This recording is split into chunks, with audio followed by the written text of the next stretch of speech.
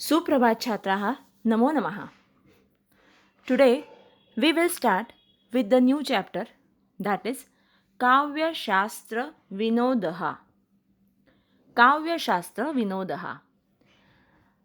आत्तापर्यंत आपण जेव्हा पोएम शिकलो तेव्हा आपण सुभाषितमाला शिकलो, सुक्तीसुधा या नावाने शिकलो किंवा आपण विद्यार्थमाला म्हणून एक प्रकार शिकलो. आज आपण जे शिकणार आहोत ते थोडंसं वेगळं आहे. म्हणजे काय? तर या काव्यशास्त्र विनोद यामध्ये जेवढे स्टॅन्झाज म्हणजे जेवढी कडवी आहेत ना, ते प्रत्येक कडवं म्हणजे एक रिडल आहे, कोडं आहे. ठीक आहे? कोडं म्हणजे माहिती आहे ना मराठीमध्ये? Riddle English. रिडल प्रहेलिका असं संस्कृतमध्ये म्हणतात. ज्याला इंग्लिशमध्ये आपण रिडल म्हणतो ना, त्या रिडलला संस्कृतमध्ये प्रहेलिका म्हणजे कोडं सोडवायचं आहे तुम्हाला. त्यामुळे इथे जरी ती कवितेसारखं दिसलं असलं तरी there are clues and you have to give the answer of each and every clue. So it is quite interesting. मजा येईल तुम्हाला. तेव्हा आपण सुरुवात करतोय काव्यशास्त्र विनोदः. आता बघा हां. दशमः काव्यशास्त्र विनोदः. कंठस्थीकरणार्थम असं कॉर्नरला लिहिलेलं आहे तुमच्याकडे तुमच्या टेक्स्टबुकमध्ये. तर कंठस्थीकरणार्थम म्हणजे हे बायहार्ट करायचं आहे. तुम्हाला लिहितासुद्धा आलं पाहिजे व्यवस्थित. तुम्हाला ते पाठसुद्धा असलं पाहिजे. त्यामध्ये कुठल्याही प्रकारची स्पेलिंग मिस्टेक, कुठल्याही प्रकारच्या शब्दांचा गोंधळ नको. संस्कृत भाषायां सुभाषितानां महाभांडारं विद्यते. In Sanskrit language, there are many subhashitas, good sayings. कानिचन subhashitani चमत्कृती पूर्णानि. They are something different. Some surprises are there in the subhashitas. चमत्कृती पूर्ण. तेषां अर्थबोधः न सरलः. You do not understand the meaning very easily. असे काहीतरी सुभाषित आहेत. त्याचे 4 प्रकार आहेत. ते कुठले? तर प्रहेलिकाः, कूटप्रश्नाः, समस्यापूर्तिः च एते प्रकाराः अस्माकं कृते मस्तिष्कखाद्यम् एव. मी तुम्हाला आत्ताच सांगितलं की काही साधी सुभाषितं होती आत्तापर्यंत. त्याचे फक्त अर्थ आपल्याला जाणून घ्यायचे होते आणि ते आपण जाणून घेतले. आता मात्र या काव्यशास्त्र विनोदमध्ये वेगवेगळ्या प्रकारचं सरप्राइजेस आहेत. तुमच्यासाठी कूटप्रश्न म्हणजे रिडल्स आहेत.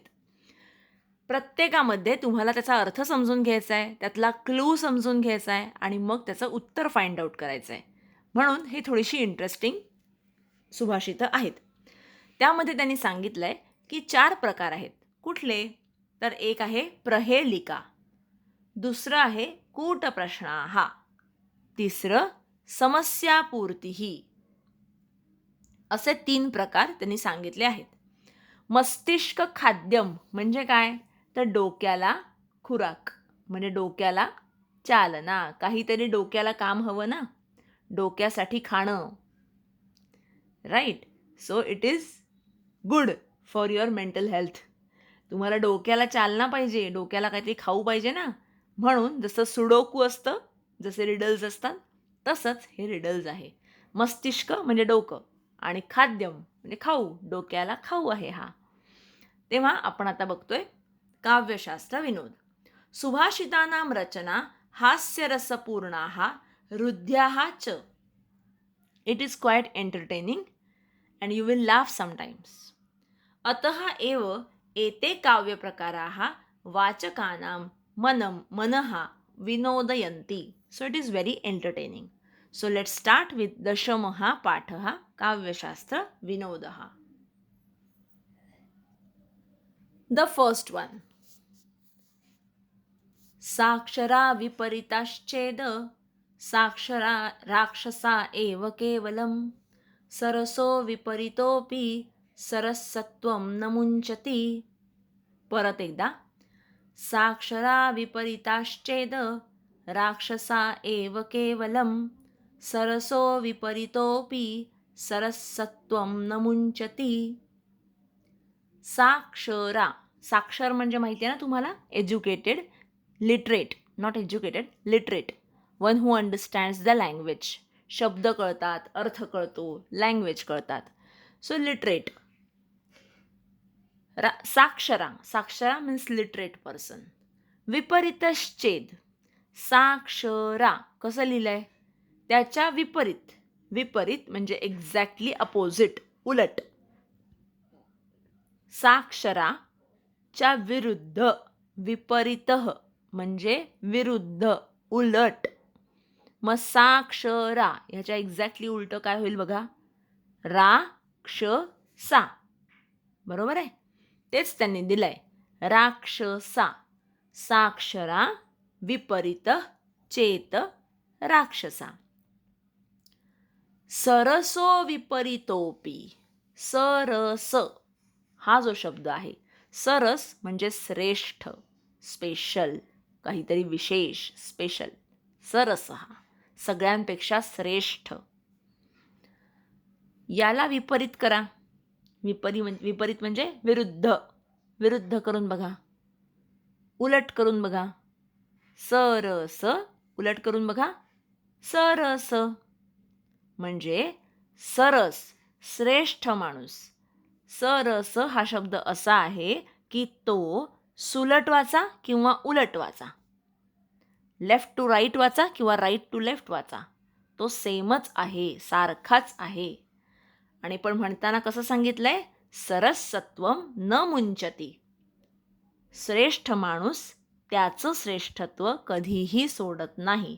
Wien the person is special, it has special characters, special virtues, he doesn't changes, it doesn't changes.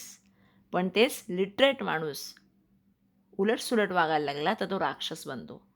पण इथे शब्दांची उलटसुलट रचना असून सुद्धा त्याच्यात काय गंमत होते ते सांगितलंय. So the explanation in English is, the word साक्षरा, मी हळूहळू बोलते किंवा तुम्ही माझा व्हिडिओ पॉज करा आणि लिहून घ्या.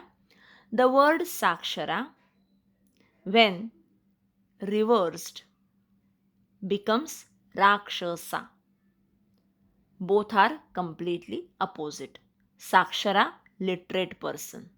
When he does something opposite of it, it becomes rakshasa. He behaves like demon. Sakshara, the word sakshara, when reversed, it is rakshasa. But when the word saras, whether you reverse it or not, it always becomes the same, that is sarasa. It never changes, it never leaves its place. Similarly, a person with special characteristics, great people do not change or do not leave their places. This is the explanation. When you have to give the introduction to this stanza, you will say, this stanza is from Kavya Shastra Vinod. Here, prahelika or riddles are given and they are very entertaining. असं तुम्ही इंट्रोडक्शनमध्ये टाकू शकता. आणि आपण ह्याचं explanation आत्ताच पाहिलं. आता जाऊया पुढच्या लेसनकडे, पुढच्या स्टॅन्झाकडे.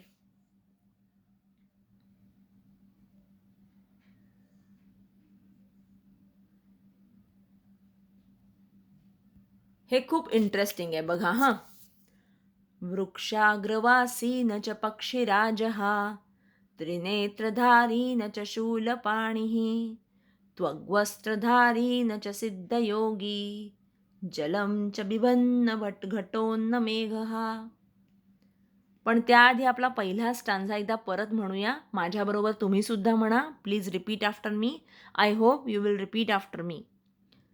म्हणून मी हळूहळू म्हणते, माझ्या पाठीमागून म्हणा. साक्षरा विपरीतश्चेद राक्षसा एव केवलम सरसो विपरीतोपि सरसत्वं न मुंचती, मुंचती सोडून देणं. आता आपलं दुसरं. वृक्षाग्रवासी न च पक्षिराजः, त्रिनेत्रधारी न च शूलपाणिः, त्वग्वस्त्रधारी न च सिद्धयोगी, जलं च बिभन्न घटो न मेघः. Now this is a riddle. Here they are giving certain clues. And who is he? हे तुम्हाला शोधून काढायचं आहे. ठीक आहे. काय काय सांगितलंय? प्रत्येक शब्दाचा अर्थ तुम्हाला समजला तर तुम्हाला तो कोण हे कळेल. This stanza is about something and you have to find out what is that something is. आणि त्याबद्दलचे खूप सारे क्लूज म्हणजे टोटल 4 क्लूज तुम्हाला दिलेले आहेत. ठीक आहे. आपण एक वाक्य वाचू. वृक्षाग्रवासी. अग्र म्हणजे टॉप. वृक्षाचा शेंडा एकदम वर.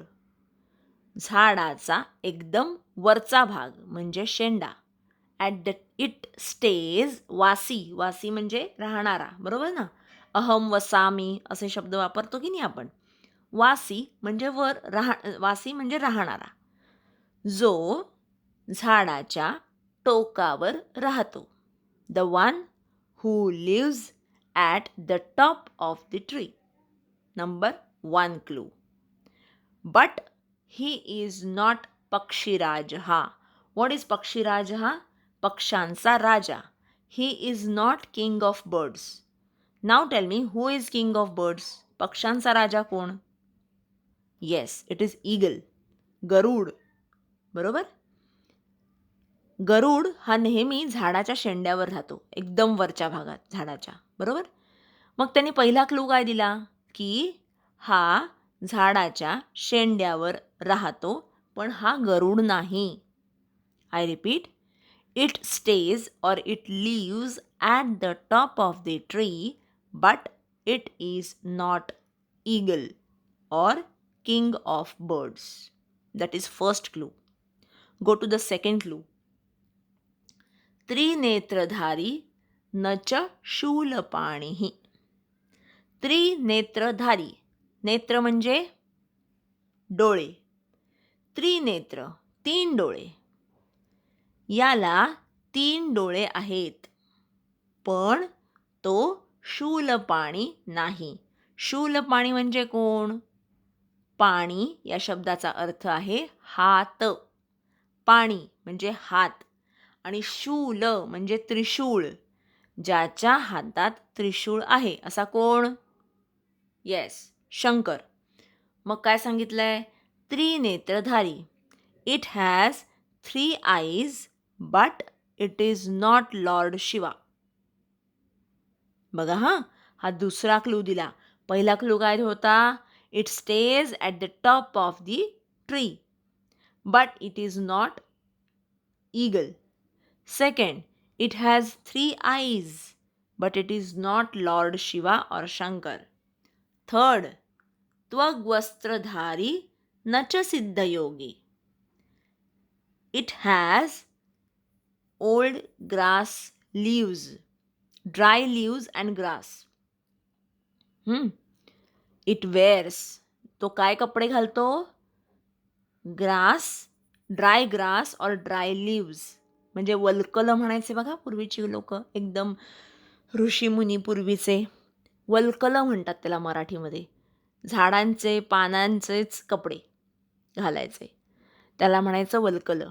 तर त्यांनी तेच सांगितलंय. त्वग्वस्त्रधारी. It wears the clothes of dry grass, dry leaves, but it is not sage or monk. सिद्ध योगी, योगी पुरुष असं घालतात, पण तो योगी पुरुष नाही. But still it wears dry grass, dry leaves. हा तिसरा क्लू झाला बरं का. आता चौथा क्लू बघा. जलम च बिभन्न घटो न मेघः. जलम च बिभन्न. It has lot of water inside. It has lot of water inside, but it is not pot, it is not cloud. Can anybody guess who is he or what is he? हे काय आहे? बघा, तुम्हाला 4 clues दिले. पहिलं, it stage at the top of the tree but it is not eagle. Second, it has 3 eyes but it is not lord Shiva. Third, it wears the clothes of dry leaves or dry grass, but it is not a monk or sage. And the fourth one, very important, it is full of water, but it is not pot, it is not cloud. असा कोण? हे riddle आहे आणि ह्या रिडलचं answer आहे coconut. काय answer आहे? कोकोनट. नारिकेल फलम. आता नारिकेल फलम कसं काय आला आता बघा बरं परत. सगळे क्लूज परत चेक करा. सगळे सेम आहेत बघा. नारळ. नारळ कुठे असतो? Yes, at the top of the tree. Second, 3 डोळे असतात का? हो, असतात. नारळ एकदा घेऊन बघा, दुकानात जाऊन बघा. नारळाला 3 डोळे असतात, 3 खाचा असतात. थर्ड, त्वग वस्त्रधारी. त्वग वस्त्रधारी म्हणजे त्याच्या जेव्हा असोला नारळ, म्हणजे नारळ जेव्हा सोललेला नसतो तेव्हा तो कसा दिसतो? त्याच्यामध्ये भरपूर किशा असतात, माहिती आहे की नाही? खूप काही काही पडतं त्याचं खराब, बरोबर ना? चोथा असतो सगळा, चोथा, बरोबर? नारळाच्या शेंड्या असं आपण म्हणतो, करेक्ट? त्याला म्हणायचं त्वग वस्त्रधारी. आणि it is full of water, जलम च विभन्न, बरोबर? So a nice riddle, you can ask this to some of your friends who are non-संस्कृत स्टुडंट्स. जे संस्कृत स्टुडंट नाहीत त्यांना तुम्ही हे रिडल घालू शकता, तुमच्या फ्रेंड्सना घालू शकता, तुमच्या घरी विचारू शकता. It is very interesting, right? So let's go to the next stanza. चला आपण म्हणूया थर्ड स्टांजा. तातेन कथितं पुत्र पत्रं लिख ममाज्ञया, न तेन लिखितं पत्रं पितुराज्ञा न लंघिता. परत.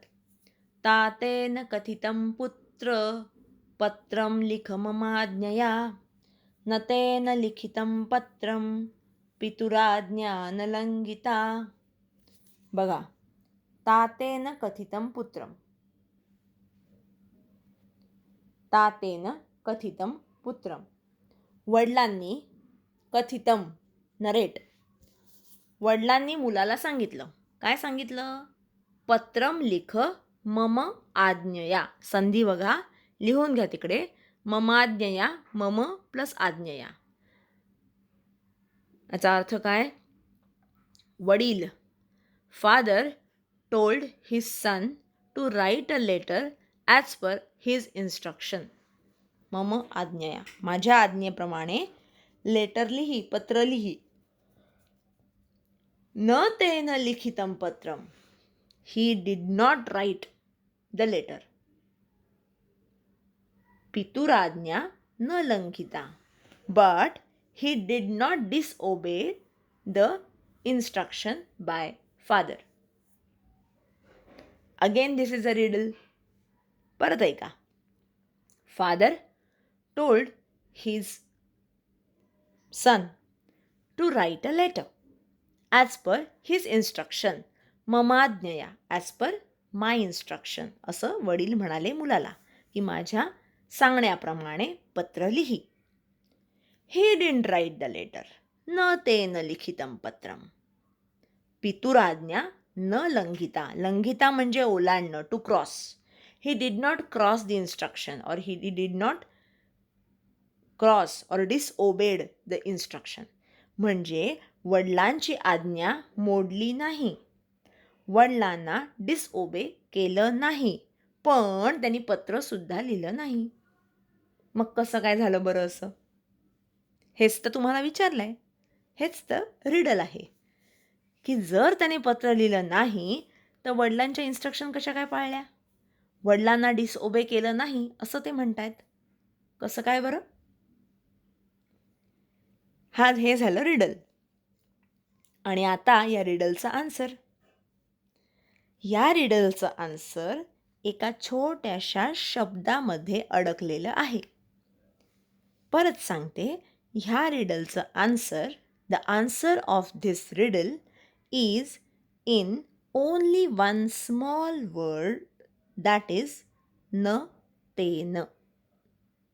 Very important word in this riddle which gives you the exact answer. न ते न. न ते न. न वेगळा, ते न वेगळा लिहिलेला आहे. बरोबर आहे ना? न वेगळा लिहिलाय, ते न वेगळं लिहिलंय. ह्याचा अर्थ काय? त्याने नाही. त्याने नाही. त्याने काय नाही? त्याने पत्र लिहिलं नाही. But when you joined these two words, its meaning changes. I repeat, please understand carefully. न ते न. These two words split.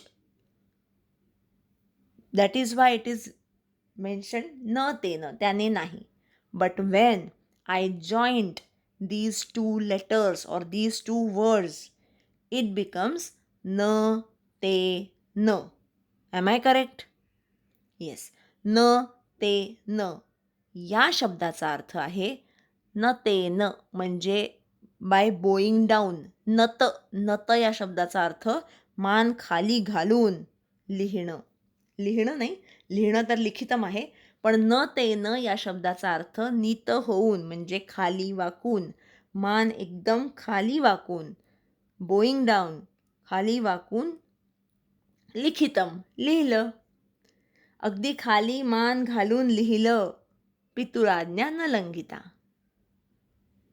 कळलं? म्हणजे शब्द कसा फिरवल्यावर कसं मिनिंग बदलतं ह्याचं बेस्ट एक्झाम्पल म्हणजे हा स्टांजा. शब्दाचा अर्थ पूर्णपणे बदलला आणि त्याचं रिडल बनलं. न ते न. तिथेच मी मुद्दामून रेड लाईन केलेली आहे, तुम्ही सुद्धा करा. The answer is hidden in these two words. Wien you split these words, न ते न, त्याने नाही लिहिलं असा त्याचा अर्थ होतो. आणि न ते न एकत्र केलं तर काय होतं? त्याने शांतपणे मान खाली घालून पत्र लिहिलं. लिखितम पत्रम. कळतंय? So this is the riddle. This is the beauty of Sanskrit language. आता हेच तुम्ही एक्सप्लानेशन संस्कृतमध्ये कसं देणार? इंग्लिशमध्ये कसं देणार? बघा, father told his son to write a letter as per his instructions. But he did not write the same, but also did not disobey father. How this is possible? हे तुम्ही असंच्या असं लिहा बरं का नोटबुकमध्ये. How this is possible? This is possible because the word न ते न हे वेगळं वेगळं लिहून बघा हां आधी. The word न ते न means he didn't.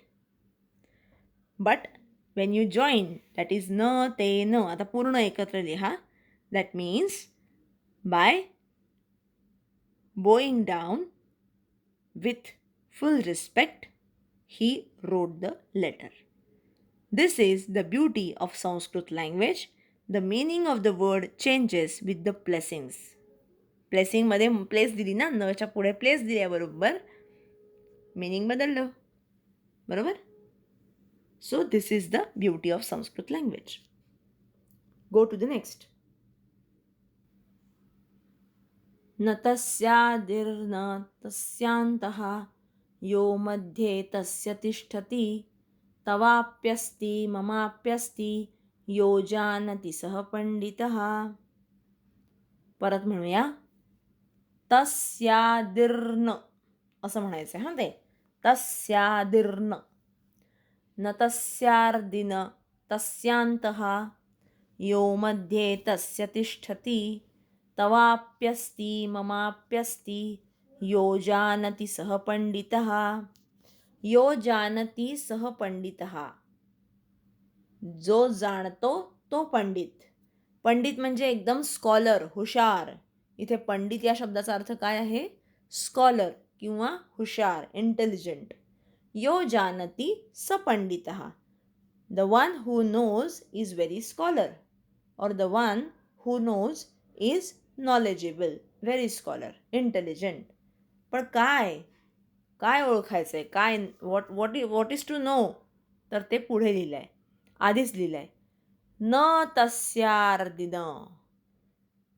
आधी म्हणजे आधी, न ज्याच्या आधी आहे, तस्यांतः न ज्याच्या अंती आहे म्हणजे शेवटी आहे, यो मध्ये तस्य तिष्ठती ज्या शब्दाच्या मध्ये य थांबलाय. तुम्हाला पण आहे तवाप्यस्ती, तवापी प्लस अस्ति. संधी लिहून घ्या. तवापी पीरस्व प्लस अस्ति, ममापी परत पीरस्व, मम प्लस अपी, तव प्लस अपी. म्हणजे हे 3 शब्द झाले. तवाप्यस्ति कसं येणार? तव अपी अस्ति, तव प्लस अपी प्लस अस्ति, तवाप्यस्ति. ममाप्यस्ति, मम प्लस अपी प्लस अस्ति. सो दिस थिंग्स तुम्हालाही असणार, मलाही असणार. तव अपी अस्ति तुम्हालाही आहे, आणि मम अपी अस्ति मला पण आहे. यो जानती सह पंडिता. असं काय? असा कुठला शब्द आहे? हे आहे रिडल. खूप सोपं रिडल आहे. असा कुठला शब्द आहे ज्याच्या सुरुवातीला न, शेवटी न आणि मध्ये य? या शब्दाचा अर्थ म्हणजे तुम्हाला पण आहे, मला पण आहे. ज्याला कळलं तो हुशार आहे. सांगा बरं कोण? करा विचार करा. शब्द बघा ना. स्टार्टिंगला न, एंडला न, मध्ये य म्हणजे काय? येस, न य न. आणि व्हॉट इज न य न? इट इज आईज, डोळे. तुम्हालाही आहेत, मलाही आहेत. तवापि अस्ति, ममापि अस्ति. जो जानती सह पंडितः. ज्याला कळलं तो हुशार. So the answer of this riddle is न य न. न य न शब्द लिहा आणि मग बघा. न तस्या अग्रे तिष्ठती म्हणजे त्याच्या स्टार्टिंगला आहे. न त्याच्या अंते तिष्ठती म्हणजे न एंडला पण आहे, दोन्ही ठिकाणी न आहे. आणि यो मध्ये तिष्ठती म्हणजे य थांबलाय मध्ये. न य न. कळलं? So this is also one riddle which you can ask to your friends, relatives, mom and dad. Okay? So these are all riddles, very interesting riddles. आणि तुम्ही खूप एन्जॉय कराल, right? So we will stop today here only. In the next lecture, we will be continuing the stanza number 5 and all question answer sessions of this Kavya Shastra Vinod. Till that time, you have to by heart these poems, and you should be able to write them very properly without any mistake of handwriting and without any spelling mistake. Right? So, till that time, have a good day. Dhanyavadaha.